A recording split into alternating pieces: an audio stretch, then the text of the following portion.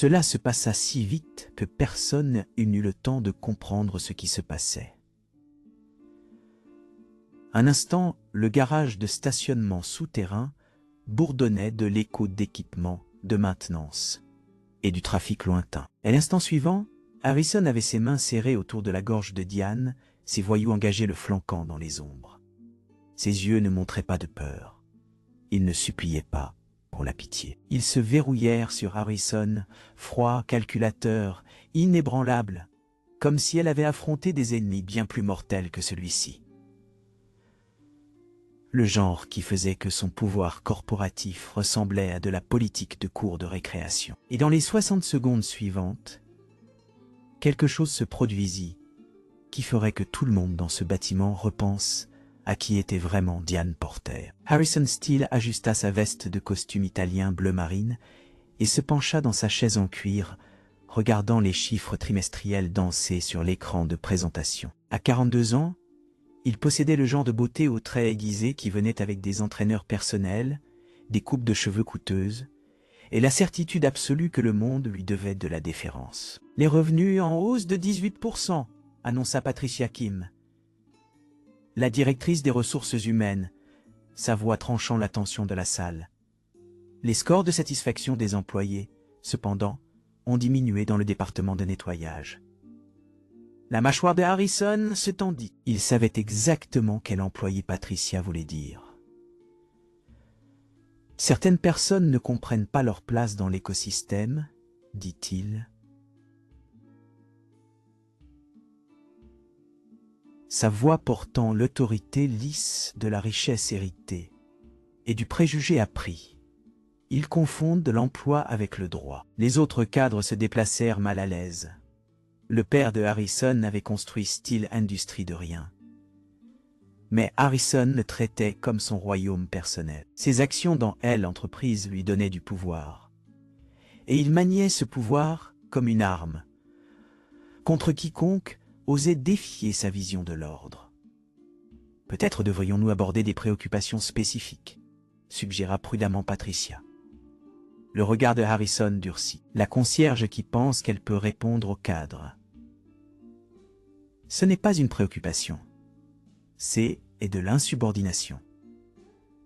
20 étages plus bas, Diane Porter poussait son chariot de nettoyage à travers le hall de marbre, ses mouvements efficaces et déterminés. À 38 ans, elle se portait avec une dignité silencieuse que les consultants en gestion appelaient présence professionnelle, mais ne se souciait jamais de reconnaître chez quelqu'un portant un uniforme de nettoyage. Sa peau sombre brillait d'une légère couche de transpiration du travail physique, et ses cheveux étaient tirés en arrière, dans un style pratique, souvent un bandana jaune vif, qui correspondait à sa chemise de travail.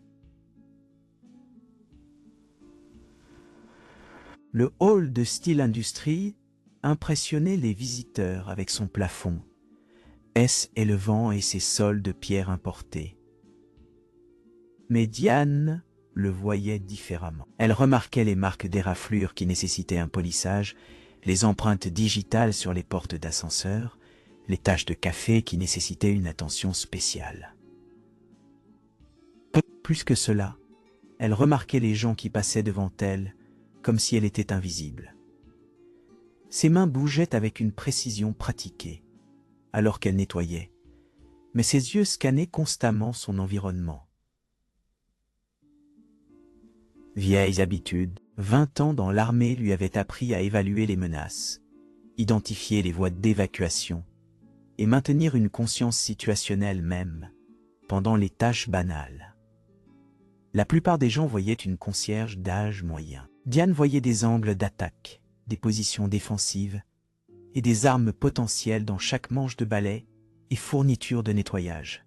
« Bonjour Diane » appela Jake Morrison, le jeune garde de sécurité qui travaillait le quart de jour. Contrairement à la plupart des employés, Jake reconnaissait toujours sa présence. « Bonjour Jake, comment va ta femme ?» Le bébé donne des coups comme un fou. La garde éveillée toute la nuit. Jake fit une pause près de son chariot. Elle, les rares personnes qui la traitaient comme un être humain valant la peine de parler. Tu as déjà eu des enfants? Le sourire de Diane vacilla juste un instant. Non, jamais trouvé le bon moment. Ce qu'elle ne dit pas, c'est qu'elle avait passé ses vingtaines et trentaines dans des zones de combat.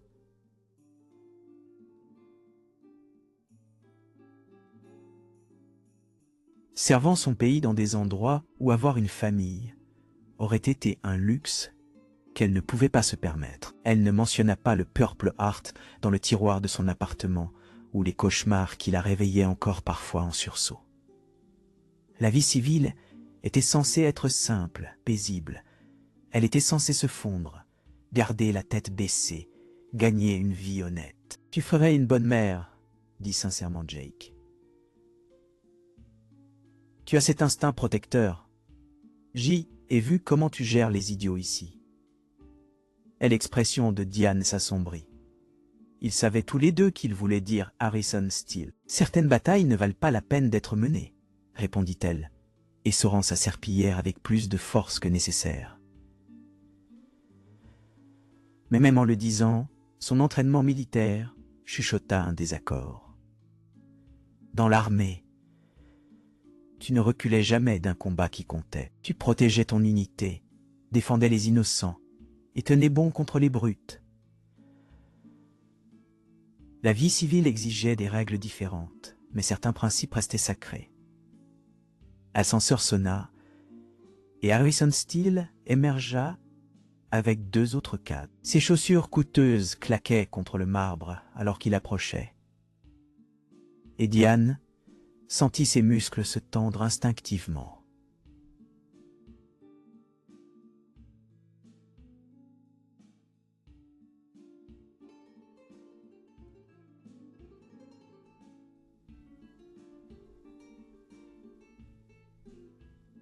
Son corps se souvenait comment se... « Eh bien, dit Harrison, sa voix dégoulinant de condescendance.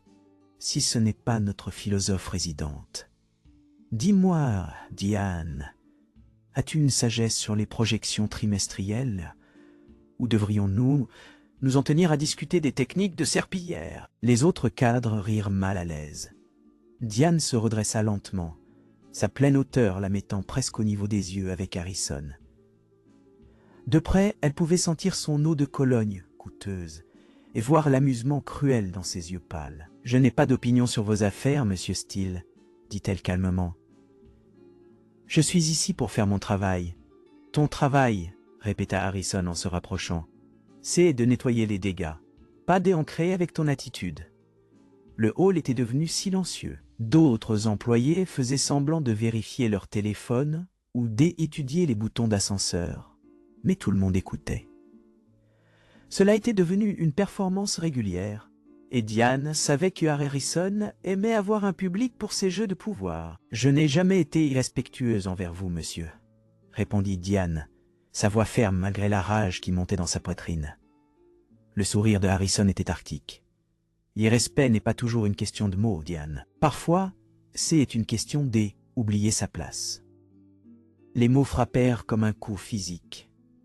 Diane avait entendu des variations de ce discours toute sa vie. De sergents instructeurs qui la sous-estimaient à cause de sa race et son sexe, des officiers qui assumaient qu'elle abandonnerait l'entraînement des forces spéciales, de civils qui voyaient son uniforme et se demandaient si elle appartenait vraiment.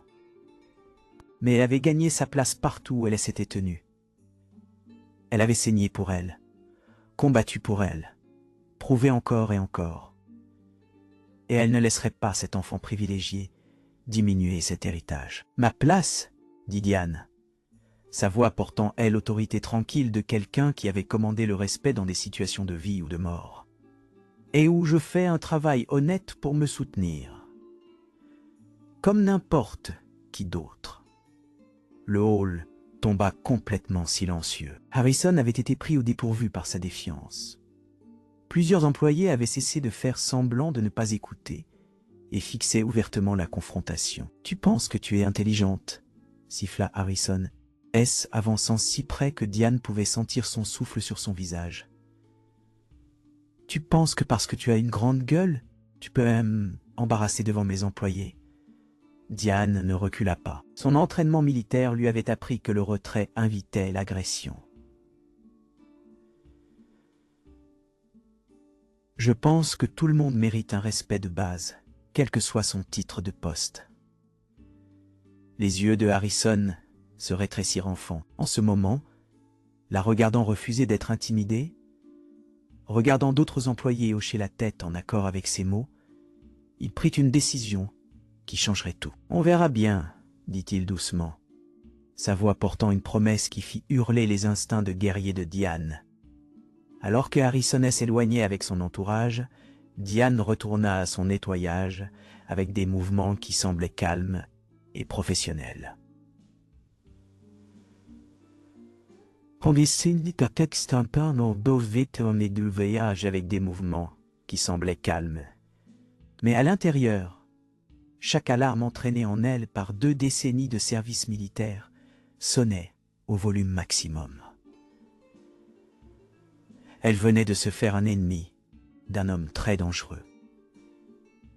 Et quelque part, au fond de son âme de soldat, elle se préparait déjà à la guerre. Le soleil d'octobre avait cédé au crépuscule au moment où Diane Porter commença son quart de soirée. La tour corporative se transforma après les heures, son énergie bourdonnante remplacée par le bourdonnement tranquille d'équipements de nettoyage et le murmure lointain de radios de sécurité.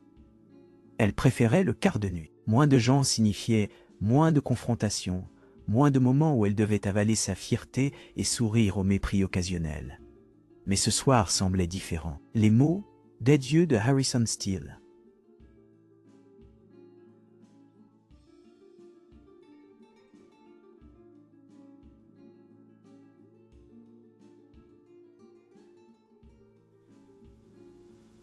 « 20 ans de service militaire lui avaient appris à faire confiance à ses instincts, et chaque instinct hurlait que la confrontation de ce matin avait franchi une ligne qu'elle ne pouvait pas refranchir. Diane poussa son chariot à travers l'étage exécutif. Sa chemise de travail jaune vive contre les gris et bleus, étouffée de l'intérieur corporatif. Le 32e étage abritait les décideurs les plus puissants de l'entreprise, leurs bureaux ornés de récompenses, de photos de famille, et le genre d'art coûteux qui coûtait plus que les salaires annuels de la plupart des gens. Elle frappa doucement à la porte du bureau de Harrison avant d'entrer avec sa clé maître. Espace reflétait parfaitement son occupant. Froid, cher, et conçu pour intimider. Son bureau était un monument de bois noir poli positionné pour forcer les visiteurs à approcher comme des suppliants, cherchant une audience. Derrière lui pendait son MBA de Harvard, ses diverses récompenses commerciales, et une photographie de lui serrant la main d'un sénateur lors un gala de charité. Diane commença à vider sa corbeille. Ses mouvements automatiques pendant que son esprit traitait la rencontre du matin. En Afghanistan, elle avait appris à lire les intentions des gens à travers les micro-expressions, le langage corporel et le ton de voix. Harrison n'avait pas seulement été en colère d'avoir été défié publiquement. Il avait été humilié, et les hommes comme lui, n'oubliez pas, humiliation. Travaillant tard encore, je vois. Diane se retourna brusquement, sa main tendant instinctivement vers une arme qui n'était pas là. Harrison se tenait dans l'embrasure de la porte, sa veste de costume retirée et sa cravate desserrée. La pose décontractée aurait pu sembler détendue pour un civil. Mais Diane reconnaissait le positionnement prédateur quand elle le voyait. « Je ne vous ai pas entendu entrer, monsieur Steele, » dit-elle en posant la corbeille et se redressant à sa pleine hauteur. « Je suis revenu pour des dossiers. Imagine ma surprise de te trouver ici. » Il entra dans son bureau et ferma la porte derrière lui avec un doux clic qui sembla résonner dans le silence soudain. Et l'entraînement de Diane se déclencha automatiquement. Une sortie maintenant bloquée. Pas d'armes à portée immédiate sauf les fournitures de nettoyage.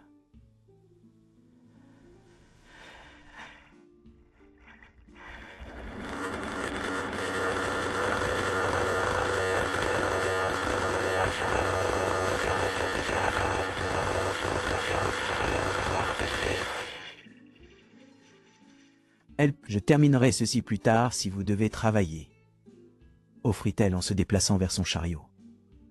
Non.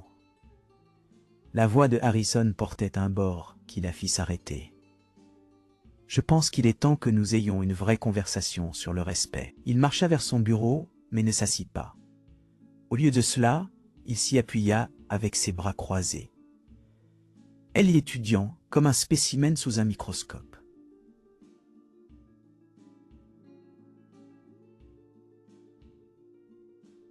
Ce matin, tu m'as embarrassé devant mes employés, dit-il. Sauf que tu me as fait paraître faible.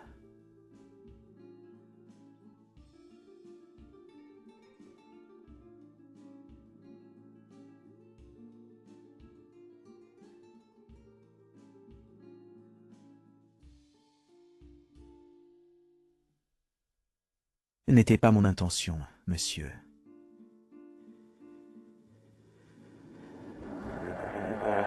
Tu vois, Diane, j'y ai pensé à notre petit échange toute la journée, et j'y en suis venu à réaliser quelque chose d'important.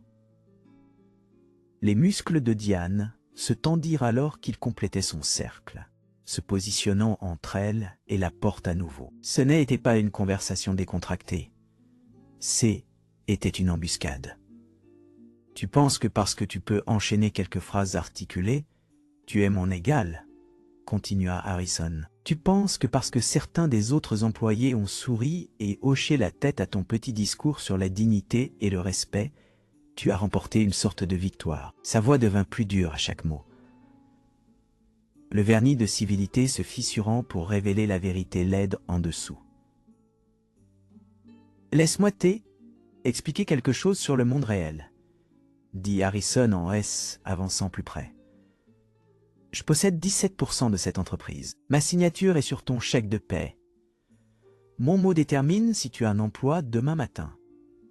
Et toi, peu importe les délires que tu as développés sur ton importance, tu es une concierge. Le mot frappa comme une gifle, chargé de génération de préjugés et de rejets. Je comprends la hiérarchie, monsieur Steele, répondit Diane, sa voix ferme malgré la fureur qui montait dans sa poitrine. Mais cela ne vous donne pas le droit de me traiter comme des ordures. Le sourire de Harrison était tranchant comme du verre brisé. N'est-ce pas? La question pendait dans l'air, comme un défi. Diane avait entendu des variations de cela toute sa vie, dans l'entraînement de base de sergents-instructeurs, qui pensaient que les femmes, elles, n'appartenaient pas au combat. Des officiers qui questionnaient si un soldat noir pouvait gérer un travail de renseignement classifié. De civils qui voyaient son uniforme et se demandaient si elle était vraiment qualifiée pour servir. Mais elle les avait tous prouvés faux. Par le sang, la sueur et la pure détermination, elle avait gagné sa place à chaque table, dans chaque unité, sur chaque mission. Elle avait sauvé des vies, protégé les innocents et servi son pays avec honneur.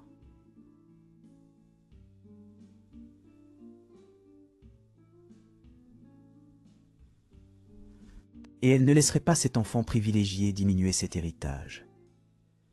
Non, dit fermement Diane, sa voix portant l'autorité de quelqu'un qui avait commandé le respect dans des situations de vie ou de mort. L'argent ne vous rend pas meilleur que moi. Un bureau de coin ne vous rend pas plus précieux en tant qu'être humain. Et votre position dans cette entreprise ne vous donne pas le droit d'humilier les gens qui travaillent tout aussi dur que vous. Le visage de Harrison devint rouge profond. Le matin, il avait été pris au dépourvu par sa défiance. Maintenant, dans l'intimité de son bureau, son refus de reculer semblait une guerre ouverte. « Tu es arrogante. » Il s'avança assez près qu'elle pouvait voir la fureur dans ses yeux pâles. « Oh, as-tu une idée de ce que je pourrais te faire? Un coup de téléphone et tu es au chômage. Un mot aux bonnes personnes, et tu ne trouveras jamais de travail dans cette ville à nouveau. Alors fais ton appel, dit calmement Diane. La simple réponse sembla le stupéfier. Il s'était attendu à ce qu'elle supplie, excuse, effondre sous le poids de ses menaces. Au lieu de cela, elle tenait bon avec la résolution calme de quelqu'un qui avait affronté des ennemis bien pires qu'un millionnaire gâté avec des problèmes de papa. « Tu penses que tu es dur ?» chuchota Harrison.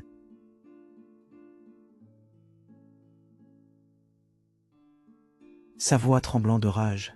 « Tu penses que parce que tu as une sorte d'attitude, une sorte de sagesse de rue, tu peux me correspondre ? »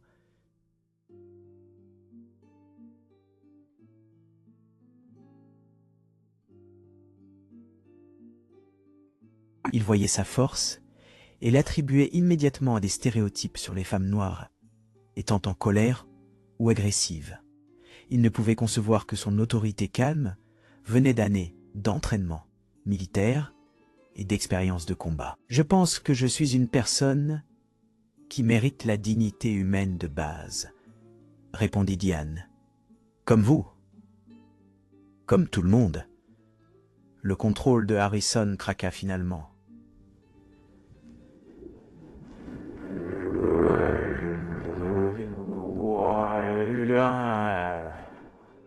Cria-t-il, son masque professionnel. « Tu es une concierge qui pousse une serpillière dans un immeuble de bureau. Tu n'es personne. Tu es invisible. Et si tu penses une seconde que ton opinion compte pour qui que ce soit qui compte vraiment dans ce monde, tu es encore plus dérangé que je ne le pensais. » Les mots sortirent comme du poison d'un tuyau éclaté, révélant des années de préjugés accumulés et de droits. Harrison n'avait jamais été défié par quelqu'un qu'il considérait en dessous de lui, et l'expérience brisait quelque chose de fondamental dans sa vision du monde. « J est de l'importance pour moi, » dit simplement Diane. « Et J est de l'importance pour les gens qui m'aiment. C est suffisant. » Sa dignité tranquille face à sa rage ne fit qu'enrager davantage Harrison. Il voulait qu'elle craque, pleure, supplie le pardon. Au lieu de cela, elle se tenait là comme un rocher dans une tempête, inébranlable et immobile. « On verra combien tu comptes, » grogna Harrison. « Quand J en aurait fini avec toi. » La menace était claire et indéniable. Cela avait dépassé le harcèlement au travail vers quelque chose de bien plus dangereux.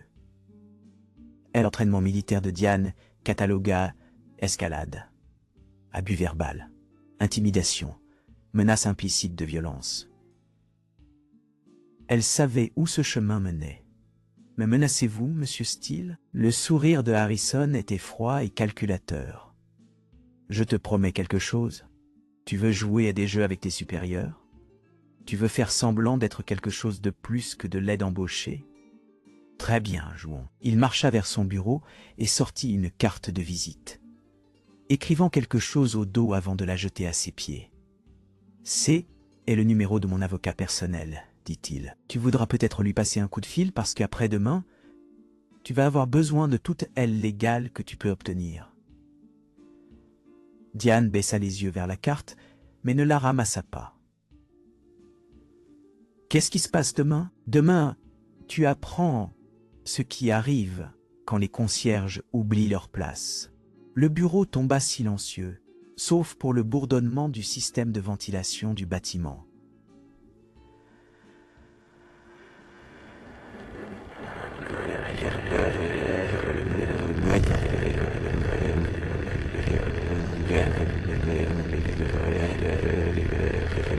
En Afghanistan, quand le renseignement indiquait une attaque imminente, tu avais 3 choix: combattre, fuir ou fortifier. En ce moment, elle essayait encore de déterminer quelle option la servait le mieux. « Je n'ai jamais oublié ma place, monsieur Steele, » dit-elle finalement. « Ma place est de défendre ce qui est juste, protéger les gens qui ne peuvent pas se protéger eux-mêmes, et refuser de laisser les brutes gagner. » Elle se tourna et marcha vers son chariot de nettoyage, le congédiant avec la même désinvolture qu'il avait utilisée sur elle pendant des mois. « Profitez du reste de votre soirée, monsieur. » Alors que Diane poussait son chariot vers la porte, la voix de Harrison la suivit comme une malédiction. « Tu n'as aucune idée de ce que tu viens de faire. Diane fit une pause au seuil et regarda en arrière vers lui. Pendant juste un instant, son masque professionnel glissa, et Harrison aperçut quelque chose qui fit son sang se glacer. Derrière son extérieur calme se cachait la patience d'un prédateur et la préparation d'un guerrier. « Vous non plus ?» répondit-elle doucement. La porte se ferma derrière elle avec un murmure, mais l'écho de ses mots pendait dans l'air comme le tonnerre avant une tempête. Harrison se tint seul dans son bureau, fixant la porte et ressentant quelque chose qu'il n'avait pas ressenti depuis des années. Une peur authentique, pas de dommages physiques, mais de perdre le contrôle. Cette concierge, cette personne sans importance, venait de le regarder comme si c'était lui qui n'appartenait pas. Demain, il s'assurerait qu'elle comprenne exactement à quel point elle avait tort. Et Diane, marchant à travers les couloirs vides avec son chariot, se préparait déjà pour une guerre qu'elle avait espéré ne jamais avoir à mener à nouveau. Les lignes de bataille étaient tracées.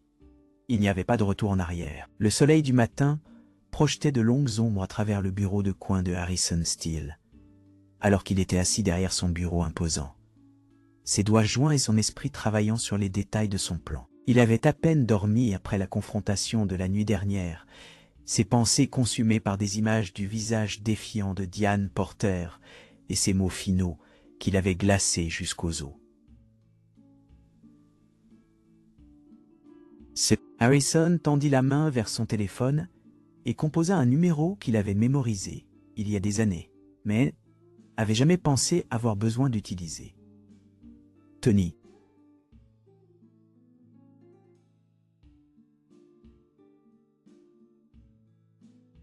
C'est Harrison Steele. Nous nous sommes rencontrés au Riverside Country Club le mois dernier. La voix graveleuse de Tony Castellano arriva par le haut-parleur avec la confiance décontractée d'un homme à l'aise avec la violence. « Monsieur Steele, que puis-je faire pour vous ?» Harrison hésita juste un instant.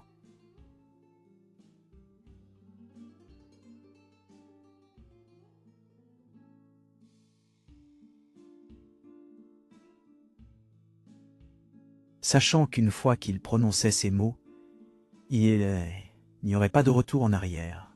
Mais le souvenir du regard inébranlable de Diane, son refus de s'effondrer sous ses menaces, est un problème qui nécessite une résolution tranquille. Quel genre de problème? Une employée qui ne comprend pas les limites. Quelqu'un qui a besoin d'apprendre le respect. Il y eut une pause à l'autre bout. On parle d'envoyer un message ou quelque chose de plus permanent? Et l'estomac de Harrison se retourna, mais sa fierté blessée supplanta sa conscience. Un message assez fort qu'elle ne l'oubliera jamais, elle. La voix de Tony porta un nouvel intérêt.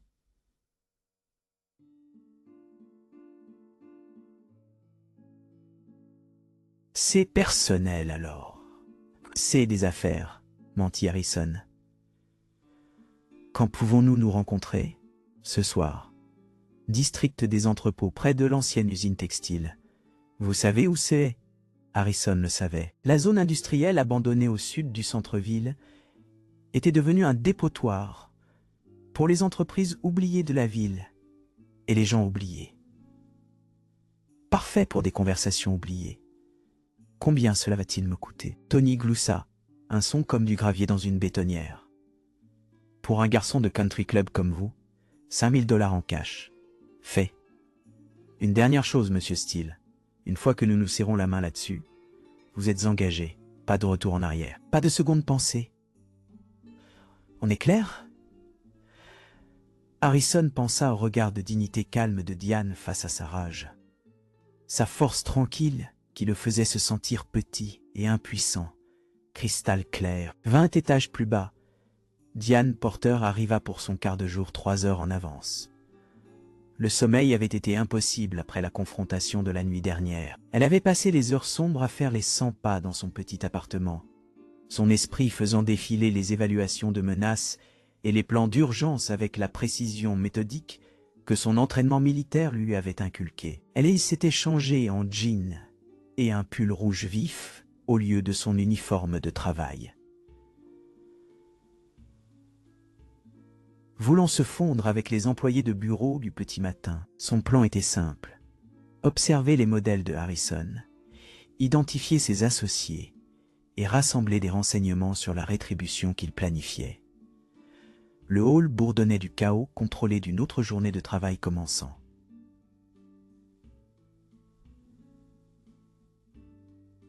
Diane se positionna dans un petit café en face, sa vue de elle entrait du bâtiment sans obstruction à travers les fenêtres du sol au plafond.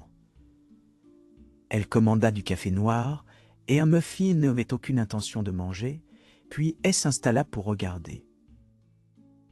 À 7h15, la BMW argentée de Harrison se gara dans la zone de stationnement exécutif.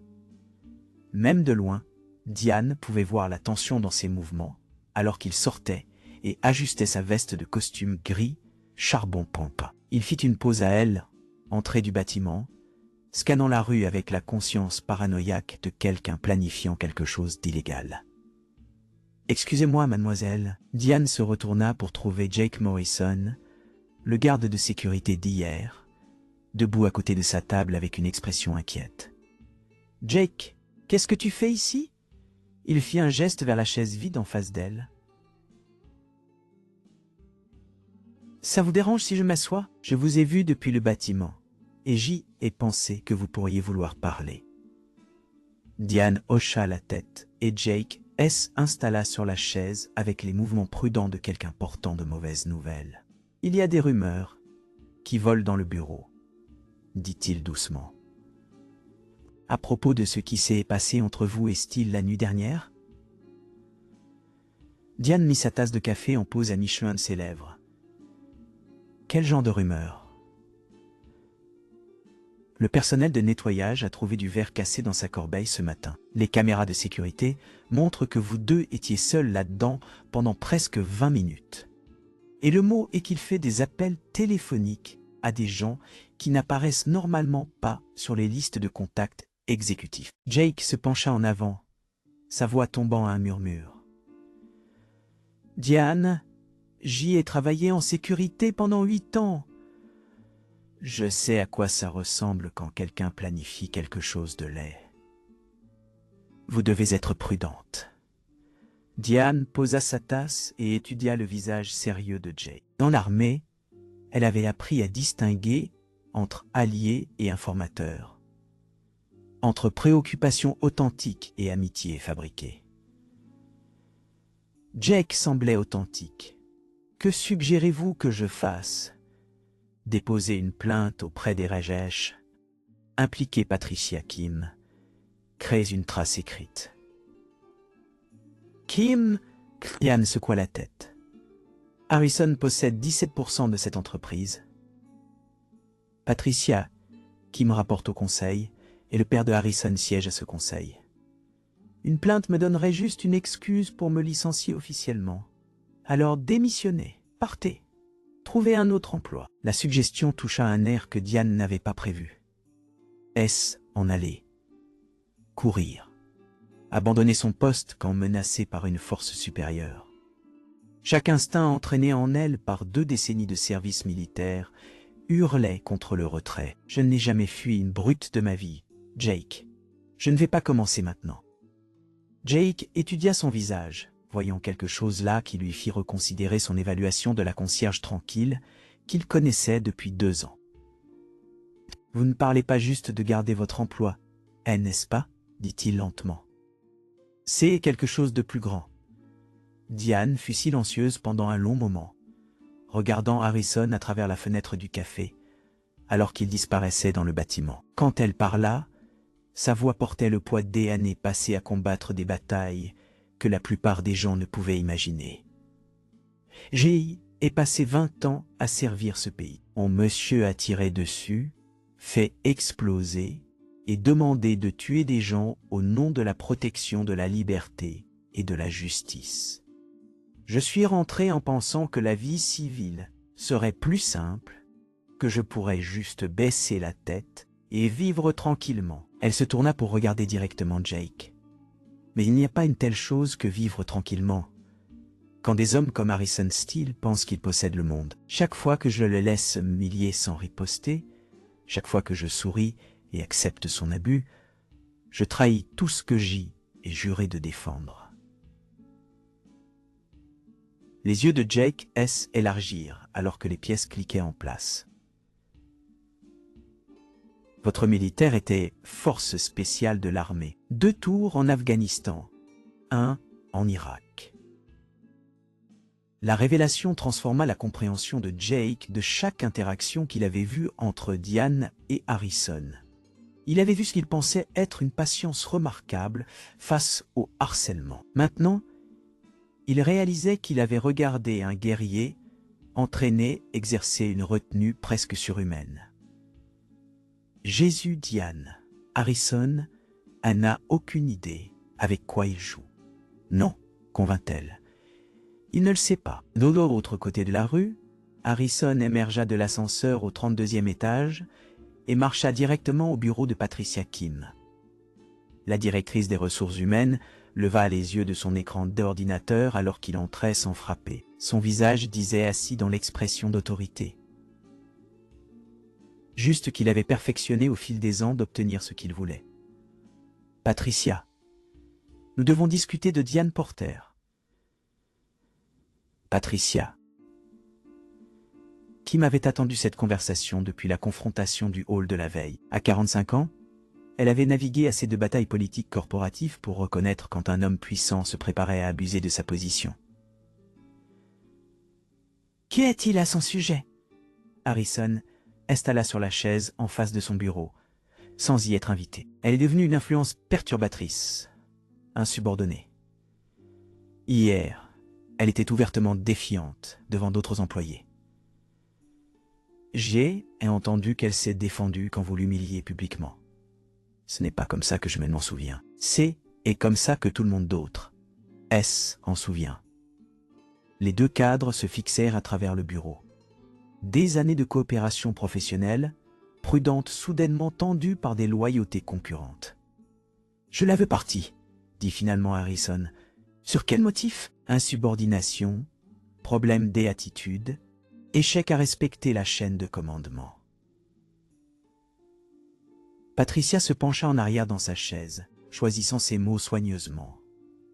Harrison, Diane Porter a travaillé ici pendant 2 ans, sans une seule plainte dans son dossier. La qualité de son travail est exceptionnelle. Sa ponctualité est parfaite. Et ses interactions avec les autres membres du personnel sont professionnelles et courtoises. Jusqu'à hier, selon de multiples témoins, elle a défendu son droit à la dignité humaine de base. Ce n'est pas de l'insubordination. C'est du courage. Le visage de Harrison devint rouge. « De quel côté êtes-vous ici, Patricia ? Je suis du côté des pratiques d'emploi équitables et de la conformité légale. Si vous voulez licencier Diane Porter, vous avez besoin d'une cause légitime. Et être mal à l'aise avec une femme noire qui ne tolérera pas le harcèlement raciste n'est pas une cause légitime. » Les mots pendaient dans l'air, comme une accusation. Harrison avait été prudent de ne jamais utiliser explicitement un langage racial dans son traitement de Diane. Mais Patricia avait travaillé au RH assez longtemps pour reconnaître des modèles de comportement discriminatoires. « Vous dépassez les bornes », dit froidement Harrison. « Est-ce que je le suis ? Parce que de là où je suis assise, on dirait que vous me demandez de vous aider à prendre des représailles contre une employée qui a eu l'audace de vous tenir tête. C'est un environnement de travail hostile, manuel. Et cela ouvre cette entreprise à une responsabilité significative. » Harrison se leva brusquement, sa chaise raclant contre le sol. « On verra bien. » Alors qu'il se dirigeait vers la porte, Patricia l'appela. « Harrison, quoi que vous planifiez, réfléchissez bien. Diane Porter n'est pas une victime impuissante que vous pouvez intimider jusqu'à la soumission. Cette femme a de la colonne vertébrale et acculé quelqu'un. Comme ça se termine rarement comme vous vous y attendez. Harrison fit une pause au seuil, sa main sur la poignée de porte. C'est une concierge, Patricia. Je suis un membre du conseil. Il n'y a pas de concours ici. Après son départ, Patricia Kimnes, assise seule dans son bureau, fixant son écran d'ordinateur et sentant le poids d'un désastre approchant. Elle avait vu assez de conflits au travail pour savoir quand une situation spiralait au-delà du contrôle de quiconque. Elle ouvrit son email et commença à taper un message à son avocat personnel. Si Harrison Steele était déterminé à se détruire, elle devait s'assurer qu'il n'emportait pas à l'entreprise avec lui. Pendant ce temps, dans le café en face, Diane Porter finit son café non touché et se leva pour partir. Jake Morrison la regarda partir, reconnaissant la foulée déterminée de quelqu'un qui avait pris une décision et accepté ses conséquences. « Diane !» appela-t-il après elle. « Quoi qu'il arrive, vous n'avez pas à y faire face seule. » Elle fit une pause et regarda en arrière vers lui, offrant un sourire qui tenait plus de tristesse que de chaleur. « Oui, je le fais. Certaines batailles ne peuvent être menées que par la personne qui a été choisie pour les mener. » Alors que Diane retournait vers le bâtiment, elle pouvait sentir le poids de la tempête à venir. Harrison Steele avait fait son choix. Maintenant, elle devait faire le sien. La phase de résistance se terminait. Bientôt, il n'y aurait nulle part où fuir, sauf vers le conflit qu'ils évitaient tous les deux. Et dans son cœur de soldat, Diane Porter était prête pour la guerre. Le garage de stationnement souterrain au sud du centre-ville d'Atlanta tenait les fantômes du passé industriel de la ville. Des usines textiles abandonnées et des installations de fabrication fermées projetaient de longues ombres dans la lumière déclinante. Alors que la BMW de Harrison Steele naviguait les rues d'asphalte fissurées. Ses mains serraient le volant avec une intensité aux jointures blanches, son costume coûteux se sentant déplacé dans ce coin oublié de la ville. Tony Castellano attendait à côté d'un conteneur d'expédition rouillé, son cadre épais silhouetté contre la lueur orange d'un réverbère lointain. Deux autres hommes le flanquaient, leurs visages cachés dans l'ombre, mais leur posture rayonnait de menaces décontractées. Ouah! Harrison se gara et approcha avec une mallette contenant $5000 en cash. Son cœur martelait contre ses côtes, mais sa fierté blessée le poussait en avant. « Monsieur Steele », la poignée de main de Tony était ferme et brève. « Vous apportez ce dont nous avons discuté ?» Harrison hocha la tête et ouvrit la mallette. Tony jeta un coup d'œil à l'argent sans le compter, puis il claqua le boîtier fermé. « Parlez-moi de la cible, Diane Porter. C'est une concierge à mon bâtiment. Travaille le quart de nuit, généralement seule, après 22 heures.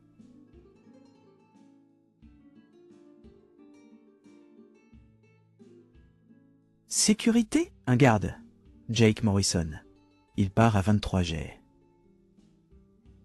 Tony sortit un petit carnet et griffonna des détails. Quel genre de message voulez-vous envoyer? Harrison hésita. Dans la réalité dure du district des entrepôts, entouré d'hommes qui se spécialisaient dans la violence, son plan se sentait soudainement plus réel et plus dangereux qu'il ne l'avait été dans la sécurité de son bureau. Je veux qu'elle comprenne que les actions ont des conséquences, qu'il y a des lignes qu'elle ne peut pas franchir. Vous voulez qu'elle soit blessée. La question directe força Harrison à confronter ce qu'il demandait vraiment, effrayé. Je veux qu'elle soit assez terrifiée qu'elle ne me défiera plus jamais. Tony hocha lentement la tête. Intimidation physique. La malmener un peu, mais rien de permanent.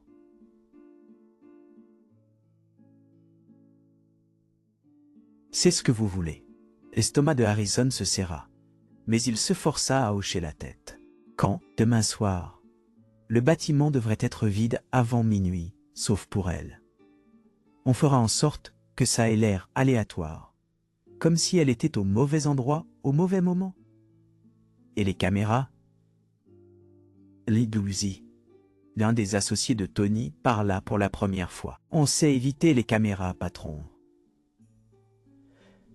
C'est pas notre première danse.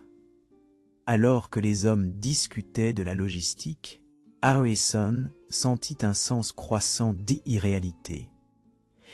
Hier matin, sa plus grande préoccupation était les projections trimestrielles. Maintenant, il engageait des criminels pour agresser une employée parce qu'elle avait refusé d'être humiliée tranquillement. Mais chaque fois que le doute s'insinuait, il se souvenait du regard inébranlable de Diane. Son refus calme de reculer, la façon dont d'autres employés, elle, avaient regardé avec quelque chose, approchant la désapprobation. Elle l'avait fait paraître faible. Et dans son monde, la faiblesse était impardonnable. Une dernière chose, dit Tony alors qu'ils se préparaient à se séparer. Après-demain soir, vous ne nous connaissez pas. On ne vous connaît pas.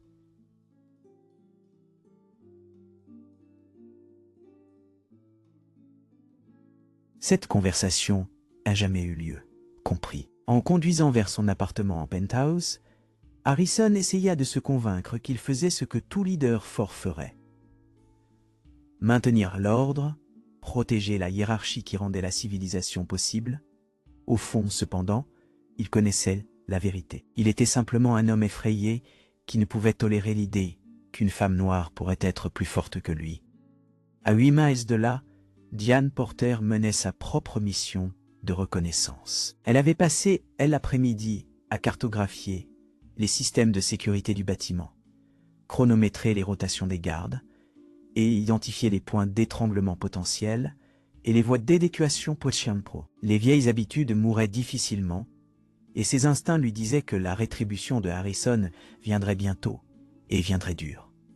Le 32e étage se sentait différent pendant son quart de nuit. Les bureaux exécutifs qui bourdonnaient d'activité pendant les heures de bureau se tenaient maintenant vides et sombres, leurs fenêtres reflétant les lumières de la ville comme des yeux qui regardent. Diane se déplaçait à travers les couloirs avec son chariot de nettoyage, mais son attention était focalisée sur des détails qui n'avaient rien à voir avec le travail de nettoyage, sortie de secours, point D accès aux escaliers, zone non couverte par les caméras de Pékinina. Sécurité.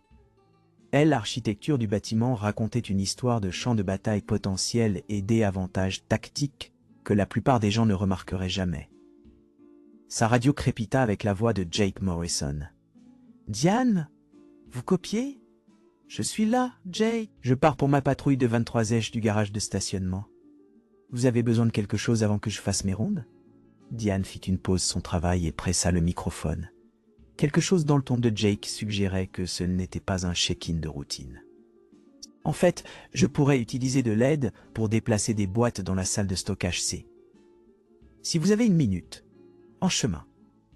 La salle de stockage C était située dans le noyau du bâtiment, loin des fenêtres et des caméras de sécurité. Quand Jake arriva, Diane attendait avec les bras croisés et l'expression sérieuse. « Qu'est-ce qui se passe vraiment ?» demanda-t-elle sans préambule.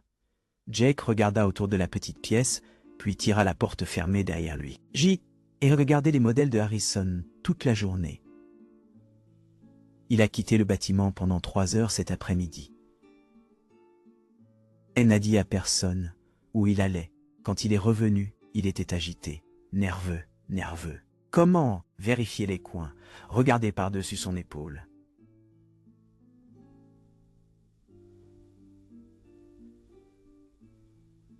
Comportement classique de quelqu'un qui vient de engagé à quelque chose qui lui fait peur.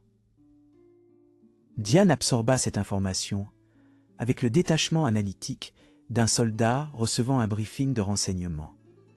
Quoi d'autre ? L'entretien du bâtiment a reçu un ordre de travail cet après-midi pour désactiver les caméras de sécurité dans le garage de stationnement demain soir.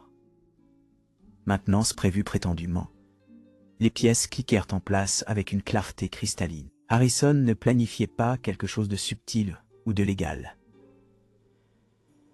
Il mettait en place une embuscade dans la seule zone du bâtiment qui n'aurait aucune surveillance. Il va me faire attaquer. Jake hocha gravement la tête.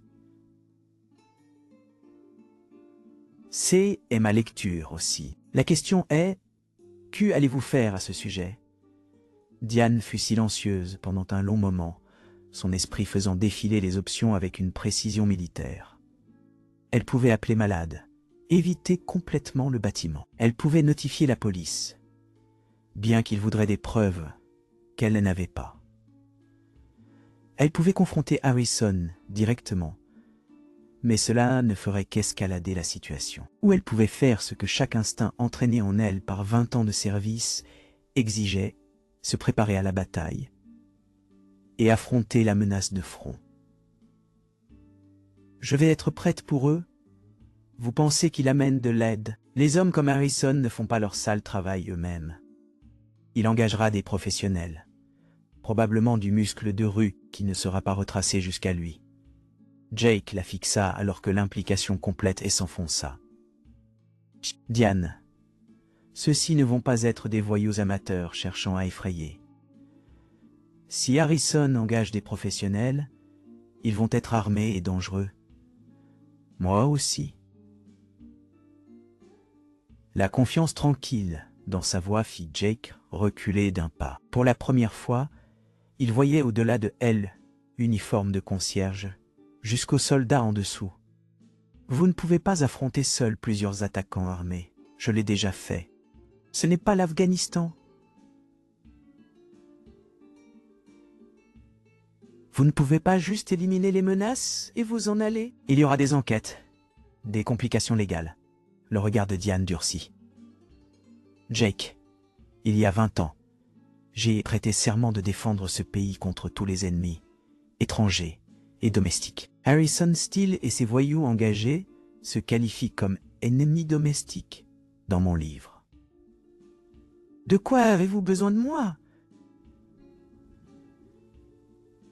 La question la surprit. Elle était devenue tellement habituée à affronter les menaces seules que l'offre d'assistance semblait étrangère.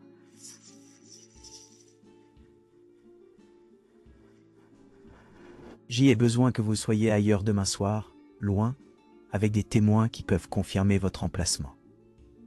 Diane, je ne peux pas juste vous abandonner. Vous le pouvez et vous le ferez.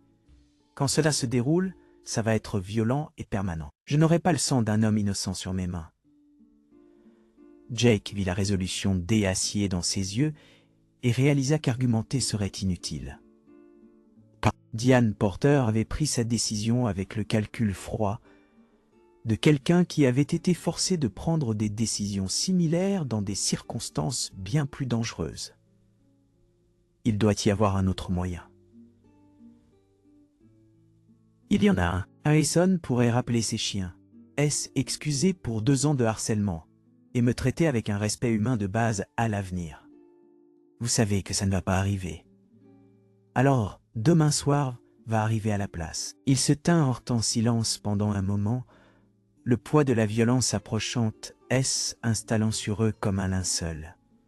« J'ai une faveur à demander, dit finalement Diane. Diane, si les choses tournent mal, si je ne passe pas à travers demain soir, j'y ai besoin que vous vous assuriez que la vérité sorte. Ne laissez pas Harrison faire tourner cela comme un crime aléatoire. » Jake hocha la tête, bien que la pensée que Diane ne survive pas fasse son estomac se serrer. Quelle est la vérité? La vérité est que Harrison Steele a engagé des criminels pour agresser une employée parce qu'elle ne le laisserait pas la traiter comme des ordures. La vérité est qu'une vétérane décorée du combat a été forcée de se défendre contre des terroristes domestiques dans un garage de stationnement corporatif. La vérité est que cela aurait pu être évité si un homme avait choisi de me voir comme un être humain, au lieu d'une cible pour son racisme. Sa voix portait le poids de chaque insulte qu'elle avait endurée. Chaque moment de manque de respect qu'elle avait avalé. Chaque fois qu'elle avait choisi la retenue au lieu de la rétorsion. Promettez-moi, Jake. Je promets. Alors qu'il se préparait à quitter la salle de stockage, Jake attrapa doucement le bras de Diane.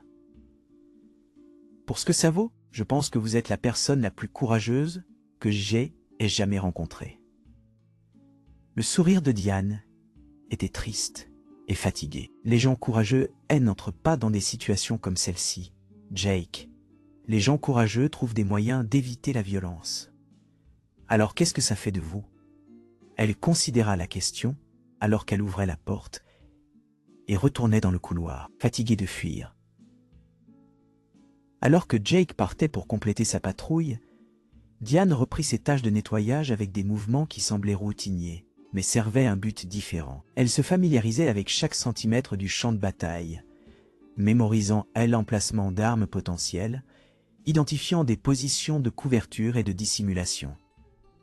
Demain soir, Harrison Steele apprendrait la différence entre une victime et une vétérane. Et la tour corporative qui avait hébergé 2 ans de souffrance silencieuse